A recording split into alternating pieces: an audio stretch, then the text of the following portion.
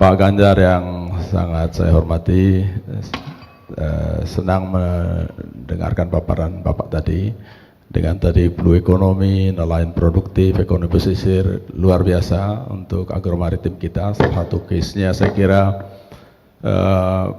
sudah dilakukan di Jawa Tengah barangkali. Namun untuk melakukan ini semua, menjalankan ini semua Pak Ganjar, diperlukan sumber daya manusia tentu saja yang terdidik, yang terampil, yang dilatih dari lembaga-lembaga pendidikan, di kampus-kampus, di sekolah-sekolah. Bagaimana Pak Ganjar akan mengembangkan program untuk meningkatkan akses, meningkatkan mutu agar tidak ada peserta didik yang tidak dapat melanjutkan studi lanjutnya. Kemudian setelah mereka lulus dapat mempunyai kompetensi yang lalu dapat menyambut tadi program-program menjalankan agenda-agenda agromaritim, mewujudkan kedaulatan agromaritim tadi. Kira-kira policy dalam tingkat nasional pun dan terutama dalam kebijakan politik anggaran seperti apa yang akan Pak Ganjar akan ambil misalnya tentang alokasi jumlah tertentu, persentase tertentu dengan tadi pertumbuhan ekonomi yang diperkirakan atau direncanakan 7% itu misalnya. Terima kasih. Assalamualaikum warahmatullahi wabarakatuh. Bapak mau langsung jawab apa semua panelis dulu ya nanti bisa sekalian. Ya, silakan Prof. Sumarjo, nanti semua dulu bertanya biar dirangkum oleh Pak Ganjar. Silakan. Saya tertarik dengan tadi agromaritim itu inovasi dan SDM. Dan Pak Ganjar itu bicara tentang SDM. Tapi belum dibicarakan di sini, tapi saya akan bertanya, Pak. Saya ingat, saya dulu di Komisi Penyuluhan Pertanian. Dan saya tahu Pak Ganjar membidani Undang-Undang Nomor 16 dan mensosialisasikan. Dan ketika Bapak jadi gubernur, saya 2 kali sempat ketemu di kantor Bapak. Bagaimana Pak dengan nasib kebijakan yang regulasi yang ada dalam undang-undang itu yang sejak 2014 itu terpinggirkan oleh undang-undang tentang pemerintah daerah.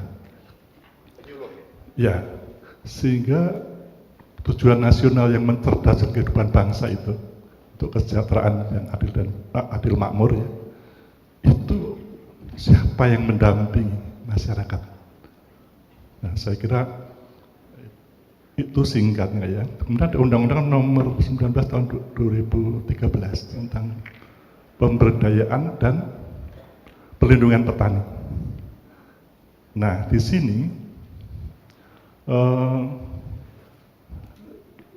akhir-akhir ini pemberdayaan itu terabaikan. Penelitian kami menunjukkan bahwa kalau pembangunan infrastruktur itu tidak dibandingin pemberdayaan, yang menikmati orang luar. Nah, saya ingin mendapatkan gambaran bagaimana mencerdaskan kehidupan bangsa ini. Dan penyuluh itu ada 3, swasta, swadaya, dan PNS. Terima kasih, Pak Ganjar. Terima kasih Prof. Sumarjo. Yang ketiga Prof. Suryoyono. Baik, terima kasih Pak Moderator. Baik, saya menanggapi tadi yang disampaikan Pak Ganjar tentang pertama, bagaimanapun pembangunan pertanian, kalau kita bicara pertanian itu ujungnya yang pelaku utamanya adalah petani. Nah, struktur petani kita itu sebagian besar berumur tua, yaitu 37% 54 tahun ke atas dan lebih dari 70% dia pendidikannya hanya SMP. Sehingga akan sulit kalau bagaimana modernisasi pertanian itu. Mungkin kami minta tanggapan Pak Ganjar untuk bagaimana strategi agar ke depan itu kan generasi muda berminat di pertanian dan peningkatan kapasitas SDM petani kita. Yang kedua adalah inovasi pertanian ini. Banyak tadi yang inovasi pertanian dari perguruan tinggi IPB maupun perguruan tinggi yang lain, tapi kalau di kompetisi dengan yang sudah jadi dari perguruan tinggi yang dari internasional, kita pasti kalah. Pasti harus usah afirmasi untuk inovasi anak bangsa. Terima kasih. Terima kasih Prof. Suryo, Prof. Evi. Ya, terima Silakan. kasih. Mas Ganjar yang saya hormati, mendengar Bapak tadi berorasi atau presentasi, saya membayangkan nanti masyarakat Indonesia Emas 2045 kira-kira kayak Bapak gitu. Status gizinya bagus, cerdas gitu ya. Jadi saya memang agak sedikit menarik dari kedaulatan agromaritim yang ada. Saya agak nanti ke hilirnya, artinya kita sudah punya pangan yang cukup, tetapi kita tadi untuk ke arah Indonesia Emas, kita menginginkan Indonesia yang manusia Indonesia yang unggul. Dan itu salah satu indikator yang mudah dilihat sekarang dan sudah sangat memasyarakat adalah stunting. Bapak tadi sudah menyebut-nyebut. Satu dari 3 anak kita adalah stunting. Nah, kira-kira bagaimana program yang Bapak akan ajukan untuk pengentasan ini? Prevalensi kita masih tinggi, masih di atas angka itu juga beda. Sekarang 24% ya menurut angka SSGI. Nah, itu juga satu persoalan lagi. Mungkin saya ingin juga menanyakan. Tadi sudah disebutkan mengenai satu data Indonesia. Nah, kita sekarang untuk satu data stunting. Waktu itu IBB pernah mengajukan untuk ke Direkap, Pak Rektor ya, mengenai satu data stunting. Dan itu harapan kita bisa menjadi satu tolak ukur bagaimana keberhasilan di dalam intervensi atau penanggulangan stunting. Nah, mungkin ini jadi terkait juga mengenai satu data ini dan kira-kira bagaimana kita bisa mewujudkan segera, karena sudah hampir 6 tahun lebih ya program percepatan ini ternyata cepat-cepat tidak cepat juga gitu ya. Jadi bagaimana data by name by address itu bisa betul-betul terwujud. Dan satu hal lagi, bagaimana nih kira-kira hasil inovasi, hasil riset dari universitas ini bisa diadopsi nanti untuk program ini. Saya kira terima kasih. Terima kasih Prof. Evi. Selanjutnya Prof. Luki Adrianto. Baik, terima kasih Mas Dodi. Mas Ganjar, orang Pati bicara nih Mas Ganjar. Yes. 80% presentasi Pak Ganjar tadi sangat blue ekonomi Pak Ganjar. Dalam RPJPN, dokumen yang saya baca, salah satu dari 8 agenda penting kan transformasi ekonomi ya Mas Ganjar.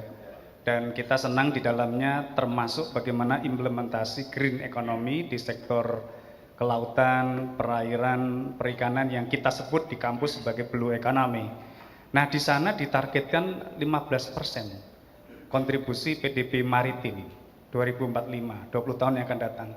Sementara tadi kita sudah punya angka 7,6% ya, Mas Ganjar, PDB maritim.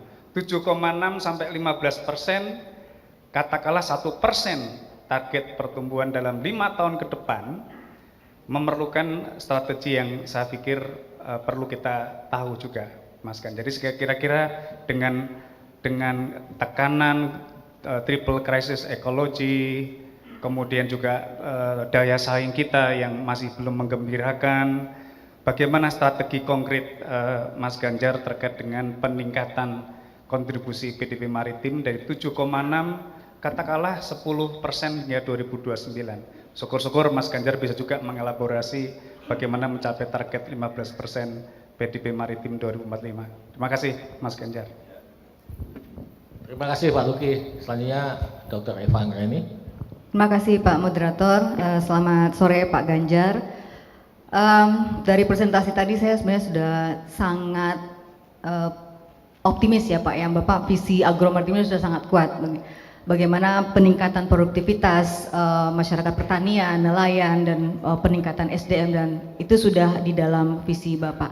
Namun menurut saya ada satu persoalan yang mendasar, yaitu paradigma pembangunan kita yang masih urban bias, di mana perkotaan itu masih dianggap sebagai sentral pembangunan ekonomi, sehingga apa, kesenjangan antara perkotaan dengan pedesaan itu masih sangat obvious gitu Pak. Nah, dengan kita meningkatkan produktivitas di wilayah pedesaan, it's a good idea, it's a good thing, but kalau paradigma kita masih menempatkan pedesaan sebagai penyuplai bahan baku, maka tentu roda ekonomi itu, nilai tambah ekonomi itu tidak berputar di desa begitu. Artinya terjadi kebocoran.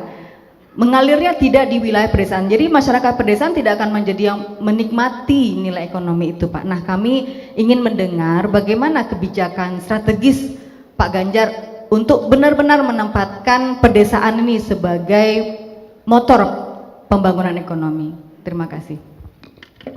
Terima kasih Bu Eva. Kita sudah mendengarkan 6 tadi tanggapan dari para panelis, mulai dari strategi pendidikan, kemudian masalah penyuluh ya, kelembagaannya, kemudian strategi modernisasi petani dan struktur umur. Ini yang keempat tadi yang menarik ini, Prof. Evi, tentang satu data stunting, dan Pak Ganjar setuju namanya. Saya kira kok Pak Ganjar tadi 3 data stunting gitu, kok 1 data setuju Pak? Bukan 3 data. Kemudian yang selanjutnya tadi 15% ya PDB dari Pak Profesor Luki ya, tahun 2045 ya. Dan tadi kalau penjelasannya Pak Ganjar tadi laut 77% ya, kontribusinya sangat rendah. Sebenarnya selain laut juga ada hutan Pak. Hutan, saya dari kehutanan, jadi 65% luas daratan itu hanya menyumbang 0,6% PDB Pak. Dan kalau Pak Ganjar memainkan di laut dan hutan saja, walaupun kenaikannya kecil, karena faktor pengalinya besar, maka itu akan nendang hasilnya Pak ke dalam PDB nasional. Ini mungkin salah satu clue-nya di agromaritim. Kemudian Bu Dr. Eva Anggraini tadi menanyakan tentang bagaimana agar nilai tambah ekonomi itu bisa berada di pedesaan. Terima kasih, silakan Pak Ganjar. Terima kasih. SDM harus bagus, bagaimana akses pendidikan. 20% dari APBN untuk pendidikan sudah masuk ke pendidikan belum? Puter-puter Pak. Terima kasih Pak. Bapak sudah jujur. Gregetan saya berikutnya adalah ini. Rasanya 20% dari anggaran pendidikan itu ada 3 layer. APBN, APBD Provinsi Prof, sama APBD Kabupaten. Semua bicaranya ke pendidikan. Ini yang pertama harus dikonsolidasi untuk melakukan crash program. Tidak ada yang tidak bisa mengakses. Kenapa pada level wajib belajarnya kok kita tidak bisa naik sampai 12 tahun? 9 tahun loh Pak. Gregetan Pak. Maka begitu saya diberikan amanah. Oh, ada kewenangan yang bisa kita gunakan. Setajam apa pedang yang kita pegang itu akan kita arahkan. Prof, saya bebaskan pendidikan. Sampai tingkat SMA, SMK, SLB, yang waktu itu karena otonomi daerah, dia berpindah dari kabupaten kota ke provinsi. Bisa enggak? Bisa itu Pak. Gurunya, bayarannya yang honorer itu Pak, lumayan. 300.000 per bulan, dan dibayarkan per 3 bulan. Dan kita berharap anak kita pinter. Enggak bisa. Apa yang kita lakukan kemudian? 1, saya coba buat kebijakan menggunakan undang-undang tenaga kerja. Karena dia honorer. Pemerintah saja tidak bisa memberikan contoh yang baik, kok nuntut swasta. Ini koreksi dari pemerintah loh Pak, saya orang pemerintah. Waktu itu udah pensiun. Apa yang kita lakukan? Sudahlah sesuai dengan UMK. UMK terendah di Jawa Tengah itu di Banjarnegara kebetulan Pak. Tapi nggak apa-apa Pak, nggak apa-apa. Itu hanya informasi aja. Maka kemudian naiklah pendapatan mereka dari 300.000 bisa ke 1,6 juta minimal Pak. Guru, saya hakul yakin yang di sini pasti ada bapaknya, orang tuanya, ibunya guru. Guru itu keluarganya tradisinya mesti santun, karakternya kuat, anaknya pinter-pinter. Biasanya gitu. Biasanya. Bisa. Seperti apa? Begini. Begini aja. Secepat itu. Karena dalam politik anggaran, kita akan membuat skala prioritas. Begitu Pak. Kita terapkan. Selesai belum Pak? Saya cari yang perlu mendapatkan afirmasi tindakan khusus yang cepat. Siapa? Saya cari keluarga miskin. Kenapa saya mau melakukan? Karena saya miskin. Karena saya waktu sekolah juga sulit. Karena orang tua saya waktu menyekolahkan terlibat rentenir, Prof. Hanya pingin anaknya lulus. Wow. Jadi kasih amanah, Bro. Apa yang kita kerjakan kemudian? Kita buat sekolah gratis hanya untuk orang miskin. Namanya SMK Jateng. Hampir 100% bekerja, Pak. Vokasi level SMA, Bro. SMK, Pak. Bagaimana kemudian agar mereka bisa bekerja? Kita ajak agak sedikit injak kaki, Pak. Menemukan mereka dengan industri. Dan industri kita pilih. Besar, menengah. Yang kecil enggak. Kenapa? Karena anak-anak ini kemudian punya pilihan-pilihan dan itu menjadi achievement motivation mereka. Pengen kerja yang mana? Kalau kamu kerja ke luar negeri, ini negaranya yang sudah kita siapkan. Taiwan ada, Korea Selatan ada, Jepang ada, Jerman ada. Kami berkeliling, Pak. Cari market. Beberapa kemudian yang ada di Indonesia, industrinya kita jadikan teaching industry ke mereka, Pak. Maka ini relate. Kawasan industri Kendal itu sudah kerjasama dengan 100 sekian, saya lupa persisnya, dengan SMK, Pak. Kawasan industri Batang baru muncul, kita siapin sekolah vokasinya. Pak Ganjar hanya didik tukang. No, ini optional.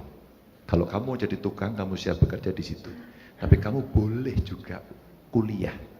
Saya terharu Pak, ada satu anak itu saya tanya, Pak, saya itu keterima kuliah Pak, SMK ini Prof, keterima kuliah, kamu keterima di mana? Di geologi UGM Pak. Wow. Problemmu apa? Saya nggak punya uang Pak. Cari dulu sana. Maksud saya, anak ini mesti digembleng dulu agar mentalnya baja. Kamu nanti kalau ke UGM, tidur di gelanggang mahasiswa. Aku dulu juga gitu. Ada yang juga tidur di masjid juga itu. Kita ceritakan. Pak, tapi karena orang di depan gubernur waktu itu, cari perhatian Pak. Udah Pak Ganjar saya kasih beasiswa. Ya, anaknya belum berusaha. Kita gembleng dulu mentalnya, biar tidak cengeng. Akhirnya hanya kuliah. Ada yang kerja jadi TNI, polisi, di BUMN ada, tapi SMK kelas. Tapi satu kemarin Pak, dia di Jepang sambil nalik sepatu gitu. Hai guys, sekarang saya kerja di Jepang. Ini impian saya lama. Sekarang saya sudah bisa ngirimi untuk ibu saya di rumah. Dan ibunya single parent. Wah, mengharukan. Bapak Ibu, kenapa ini bisa kita lakukan? Kalau kita sudah membuat skala prioritas, kita bisa lakukan. Nah, kedua akses, Pak. Begitu ada PPDB, menjelai ini. Yang ngeritik saya, Masya Allah, luar biasa. Pak Ganjar titip, no. Digebukin, Pak. Ternyata berbuat benar, itu tidak bisa. Saya salah, mungkin saya harus berbuat betul, Pak, tadi itu. Ini ilmu baru ini, Pak. Nanti saya kulaan ya, Pak. Hak ciptanya saya minta ya, Pak. Digebui, Pak. Pak Ganjar itu di TV 1 aja nggak bisa. Padahal saya hanya ingin pemerintahan ini good governance. Nggak usah best, good aja deh. Ya better than lah dibanding sebelumnya. Hanya itu aja. Improvementnya kita buat. Ditekan, Pak. Kalau ditekan kepala dinasnya, dia nggak bisa. Dia akan ke saya, Pak. Pak Ganjar gimana, Pak? Saya harus menjalankan, tapi saya ditekan seperti ini. Dan teman-temannya Pak Ganjar semua. Bilang satu kata saja, suruh telepon Pak Ganjar. Saya natai dan saya kurang kerjaan, Pak. Tapi misi saya bukan itu sebenarnya. Misi saya mengawal agar good governance terjadi. Ini contoh aja. Mungkin Bapak Ibu pernah melihat seseorang ngecek sekolahan terus ditendang temboknya. Jebol. Mungkin. Kalau suka nonton YouTube loh. Itu daerah, Pak, yang akses pendidikannya jelek. Satu kecamatan nggak ada sekolah negeri, maka dengan PPDB, Prof, anaknya nggak bisa sekolah di negeri. dia pasti ke swasta. Dan akhirnya rakyatnya tiap hari protes, Pak kalau gini nggak adil Pak. Iya. Dan di kecamatan itu Pak, lahir seorang anak yang akhirnya jadi gubernur Jawa Tengah Pak.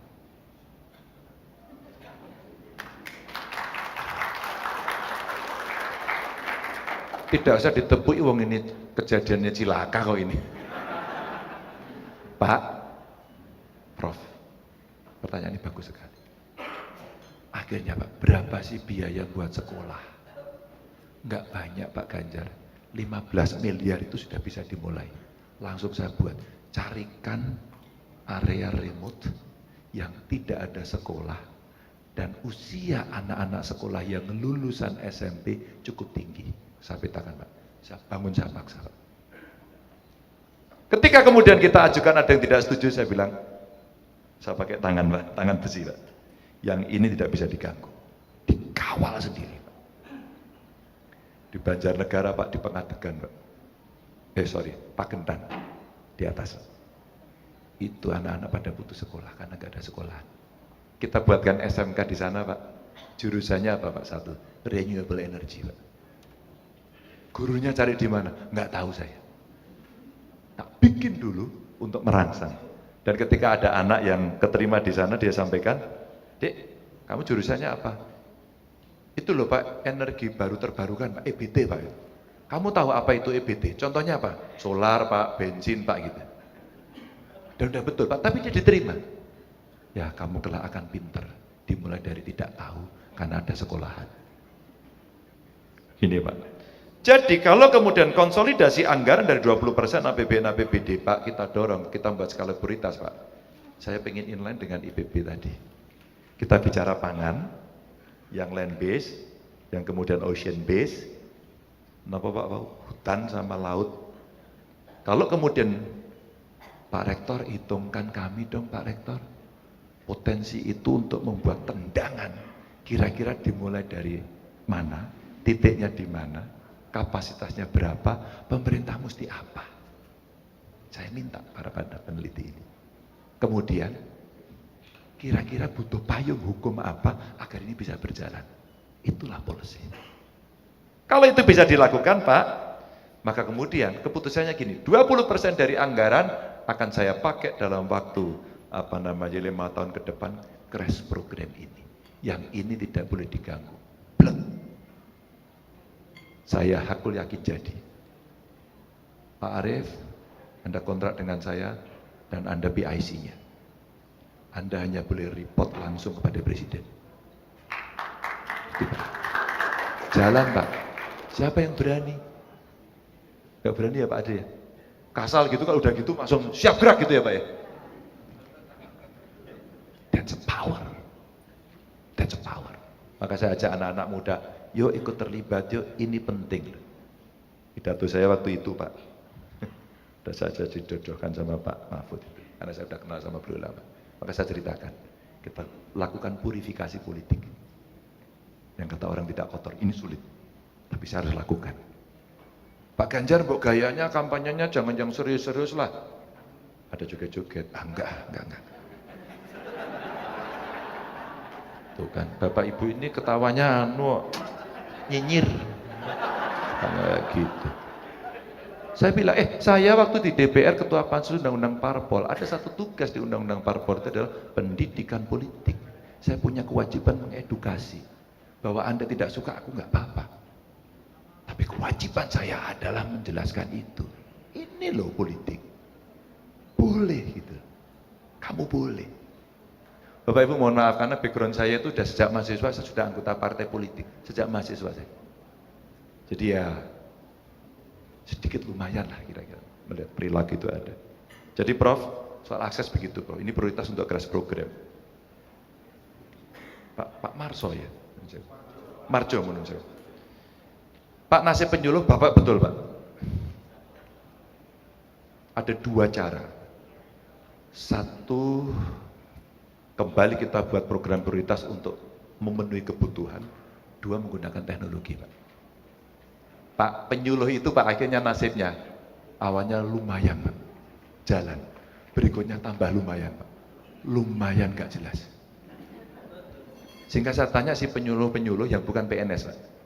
Dek, habis direkrut ya? Iya Pak, kontraknya dulu kan nggak akan minta jadi PNS toh, gitu waktu itu loh Pak itu. Iya, betul. Ada tanda tangan ya, jangan minta jadi PNS dong, profesional aja. Meskipun saya ke Kementan bicara bahwa tolong model assessment-nya, kalau dia 3 tahun dikontrak dan 3 tahun itu kemudian dia hasilnya bagus, langsung diangkat aja. 3 tahun kan cukup. 3 tahun Pak. Berapa tahun? 3. Ketawa lagi, uang ini cerita tahun pertama, kedua, ketiga. Jangan diasosiasikan politik loh. Pak, waktu itu saya tanya, gajimu bagaimana? 10 bulan Pak. Itu 2 bulan nggak digaji loh Pak. Langsung saya angkat senjata Pak. Kepala Dinas Pertanian saya panggil, Mas, yang 2 bulan provinsi yang bayar. Baru Pak saat itu menjadi inspirasi tempat yang lain. Karena apa? Saya ikut membidani lahirnya. Ya Bapak juga dulu kasih masukan. Dan makin hari sekarang makin kurang Pak. Tapi kelompok tani sekarang mulai muncul baru-baru dan kemudian mulai muncul anak muda. Nah dia sebenarnya punya kemampuan untuk swadaya Pak. Tinggal pendampingan. Maka saya sampaikan di beberapa tempat sebenarnya KIPB bisa kita minta untuk Merdeka Belajar, jadi penyuluh temporer Pak. Sudahlah. Kalau sudah praktek oke. IPB semua bisa. Apalagi pertanian, gitu kan Pak ya? Betul ya Pak? Saya nggak salah kali ini. Itu Pak, cocok. Dan saya udah berkali-kali loh Pak minta dari IPB dan dikasih Pak saya. Soal hama, soal penyuluh, keren.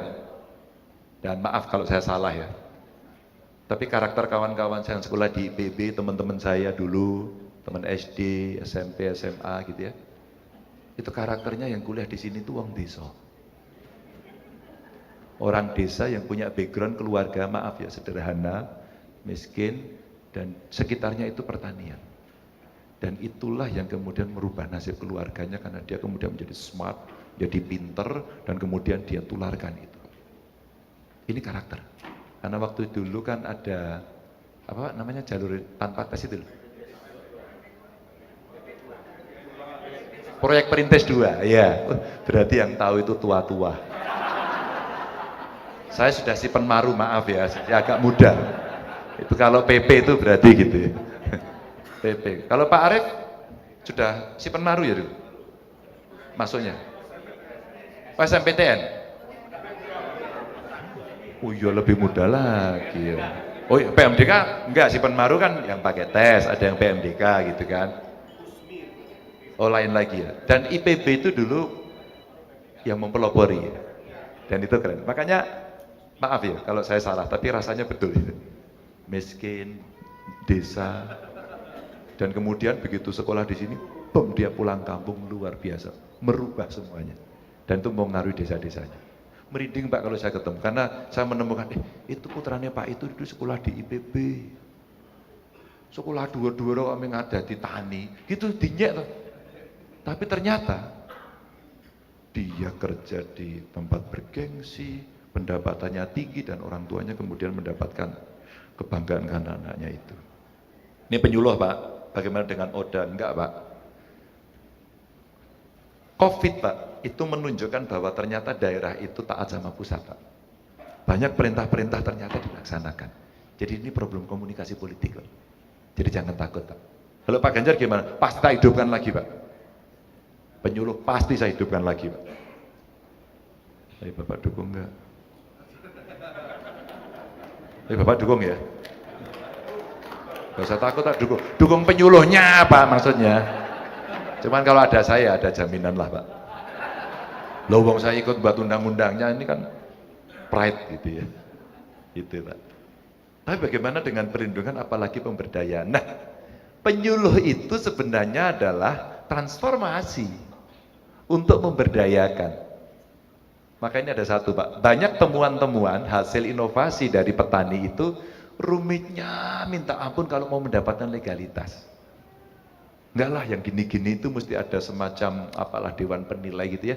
Kira-kira yang mesti kita gampangkan, Pak. Maaf dengan segala hormat. Ada negara itu saya tanya, negaramu tuh kok bisa maju gimana toh bro gitu. Ternyata Pak, nggak peduli dia dicontoh semua Pak. Nanti kalau dispute kita lawan gitu. Sehingga sekarang berkembang cepat. Tahu kan pasti negaranya mana? Itu. Karena gede Pak, dia kuat Pak, dia berani lakukan itu. Maka kalau kemudian kita melihat tadi, perlindungannya itu insentif, subsidi Pak, off taker. Nah ini, tadi ada pertanyaan juga. Off takernya siapa? Pemerintah. Dan sekarang sudah ada namanya e-katalog lokal. Nah saya suka sekali mendampingi itu. Biasanya kelompok perempuan Bu. Kelompok perempuan UMKM, dia kebingungan kita ajari digital ekonomi, e-commerce, kemudian manajemen produksi, keuangan, semuanya. Terus kemudian apa? Pembelinya kita off takernya. 40% dari APBN APBD itu sudah diperintahkan untuk membeli produk lokal. Ini momentum menurut saya. Tinggal komitmen.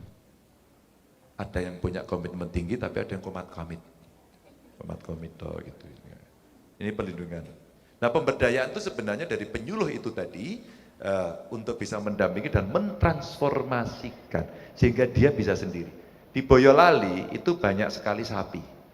Pernah kita hitung dia sapinya kalau nggak 1, 2. Dan dia mengatakan inilah harta saya. Rojo Brono katanya. Terus kemudian keluar susunya. Nah itu skala ekonominya nggak ada. Tombok itu. Pakannya, obat-obatan, aduh tombok. Dijual harganya belum tentu. Kita pernah menghitung kalau satu keluarga itu atau satu rumah tangga itu 6 sapi, maka punya skala ekonomi minimal. Lalu pakan ternaknya masalah. Kenapa? Karena mereka bergantung seperti yang saya omongkan. Maka saya bilang, kenapa tidak membuat mini pakan ternak? Saya hakul yakin itu diserahkan ke IPB, teknologinya jadi. Teknologi nilai tambah. Teknologi nilai tambah. Based on community. Mau koperasi juga boleh, mau bentuk yang lain boleh. 2015 kalau nggak salah, 2005 kalau nggak salah saya pergi ke Korea Selatan. Saya ketemu dia bekas ketua parlemen. Ternyata dia ketua atau presiden Small Undong. Dan waktu itu dia menceritakan bahwa orang Indonesia sudah ada sekitar 2000-an belajar di sana. Yang menarik dia ceritakan, kami mengelola pertanian kami ini dengan cuaca yang kurang bagus, dengan kondisi alam yang jelek. Kami belajar dari KUD Indonesia. Dan baru beberapa tahun terakhir ini, kalau nggak salah baru 2 tahun, Korea Selatan mengatakan kami swasembada pangan. Baru, Bapak Ibu, ini Korea Selatan. Dan dari situlah kemudian Bapak Ibu diberikan kepada kami bagaimana proses pemberdayaan tadi, Pak. Karena ada pendamping, tapi ini LSM, Small Undong. Pak Suryo ya ini. SDM muda tidak tertarik di pertanian, nggak ada insentif kok Pak. Nggak ada insentif. Tadi tangannya itu kasar. Coba anak-anak muda, mahasiswa IPB, punya visi luar biasa dengan teknologi yang maju, suruh KKN tematik, dia live in dengan masyarakat. Terpengaruh Pak. Atau barangkali daerah bisa mendorong untuk mengirimkan anak-anak muda yang berprestasi, entah caranya apa, untuk disekolahkan ke IPB. Tanda tangan yuk IPB sama kita.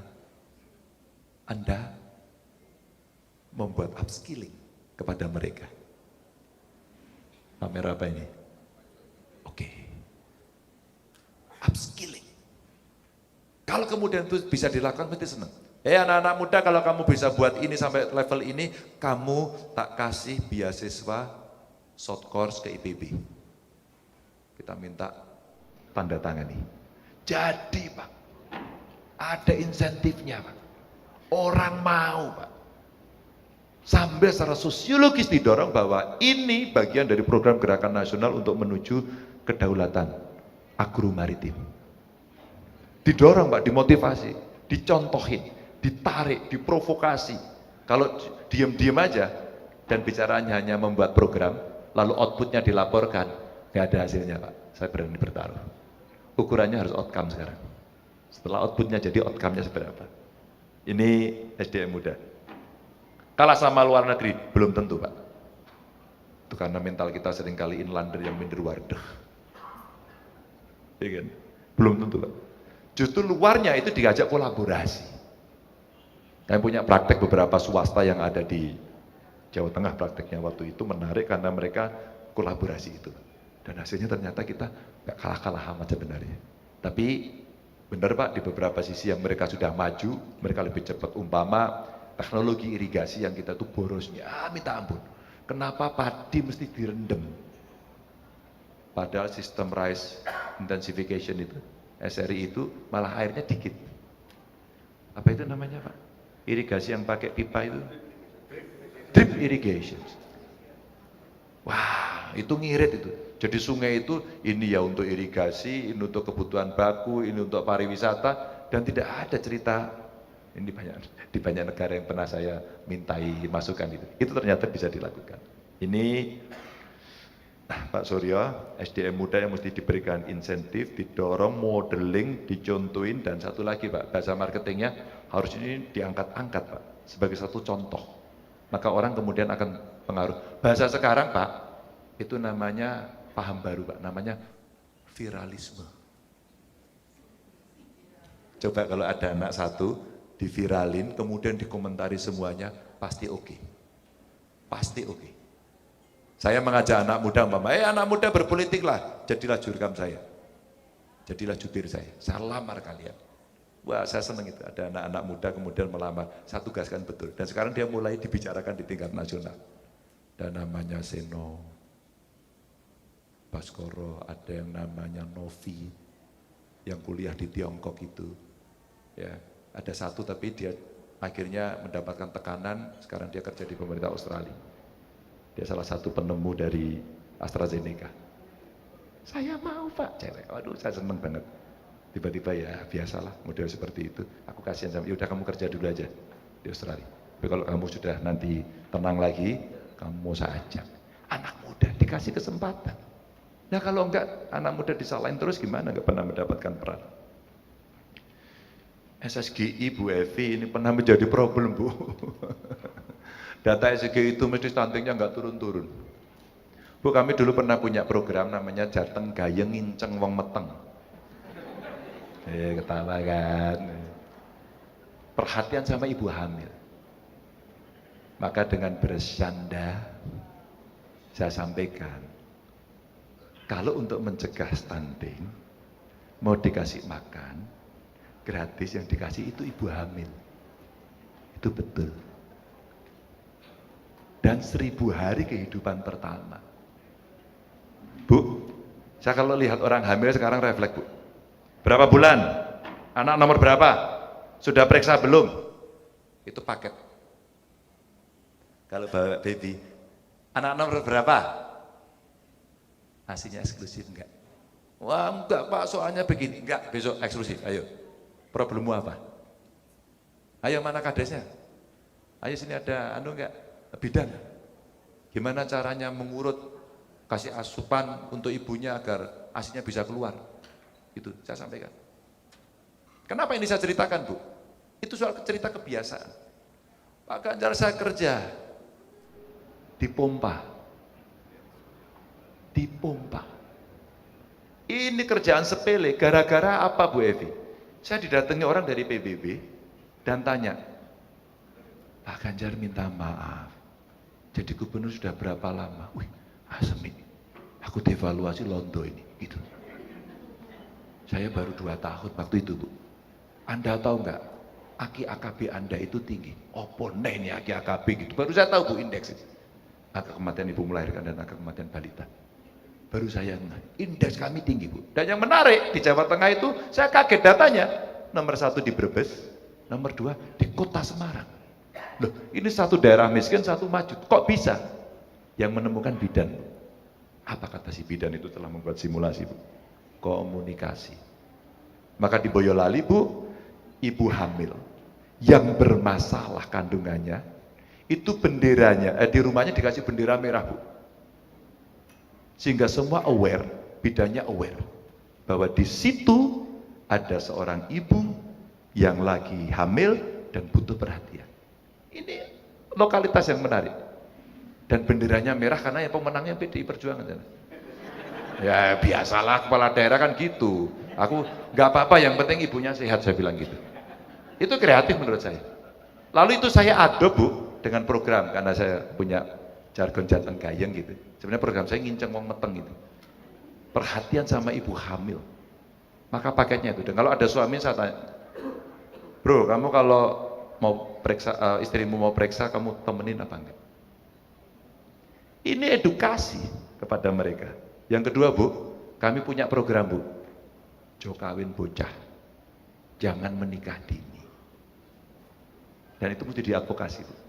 Ini program stunting. Lalu bagaimana melaksanakan ini? Perintahkan, Bu. Targetkan, Bu. Evaluasi, Bu. Bu, kepala daerah itu kalau dievaluasi bareng-bareng disebut satu persatu itu lumayan malu. Mohon maaf, Pak Gubernur Jawa Tengah, stuntingnya masih tinggi, Pak. Oh siapa? Sambil malu. Ini kepala dinas ya, awas ya gitu. Kira-kira gitu. Maka kita keliling. Keliling yang mesti kita lakukan untuk itu.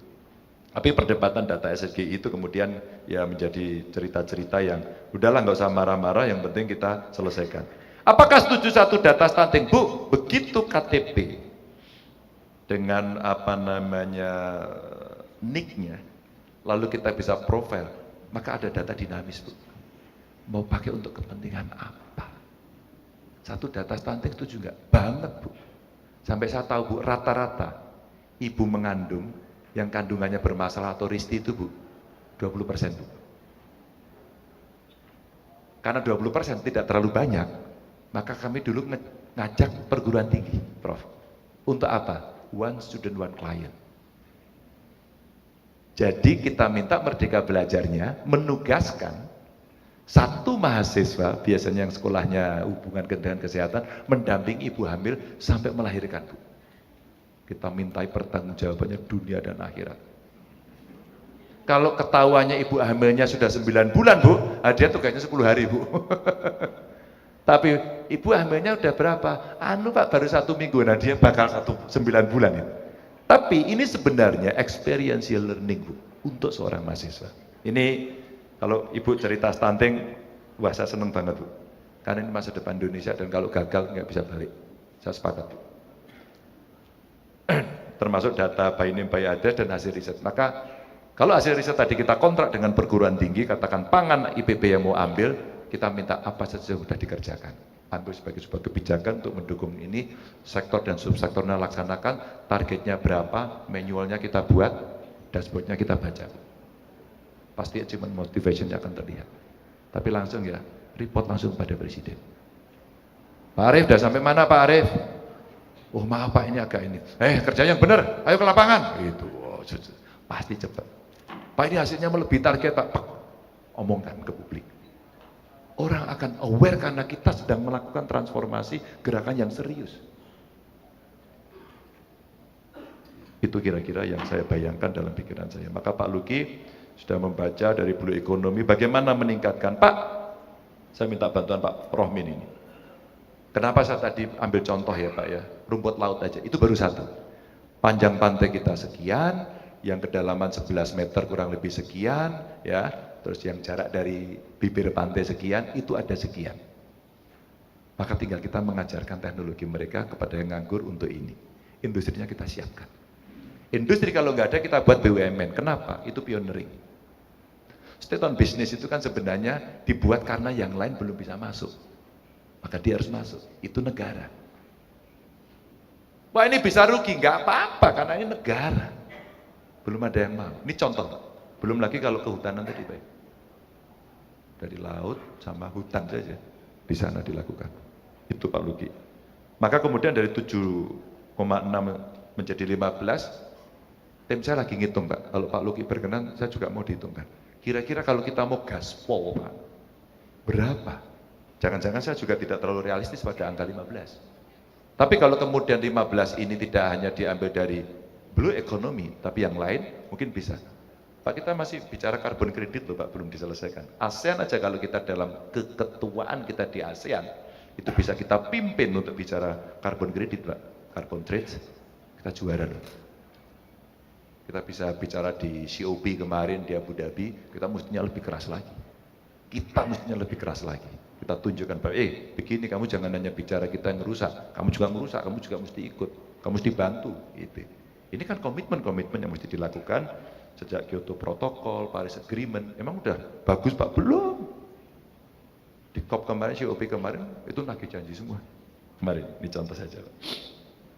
Ini mudah-mudahan Pak Luki bisa membantu membuatkan roadmap kalau berkenan. Terakhir tadi Bu Eva, paradigma pembangunan kita yang urban bias gitu ya. Bagaimana tumbuh? Sebenarnya Bu, saya kebetulan ikut membahas undang-undang desa Bu. Ketika dikasih dana desa, sebenarnya uang ini kita dorong hanya berputar di desa, seoptimal mungkin. Nanti kalau untuk fisik itu ya nggak ada bisnisnya semen. Tapi batu ada di sana, pasir ada di sana.